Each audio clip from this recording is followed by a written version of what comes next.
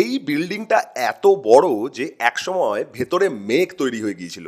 এটা বোয়িং এর Everett factory, পৃথিবীর সবচেয়ে বড় বিল্ডিং ভলিউম অনুযায়ী, যা 1000 একরে ছড়িয়ে রয়েছে।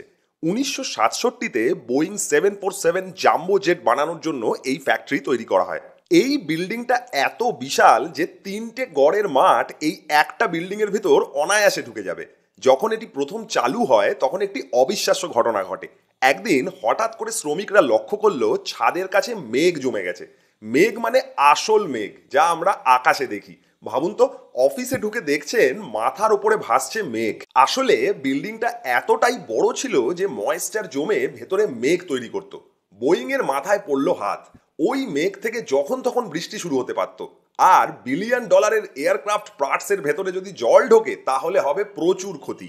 বোয়িংকে তখন বিশাল সাইজের একটা অ্যাডভান্সড এয়ার সার্কুলেশন সিস্টেম বসাতে হয় বিল্ডিং এর ভেতরের অ্যাটমসফিয়ারকে স্টেবল রাখার জন্য, যাতে মেঘ না তৈরি হতে পারে।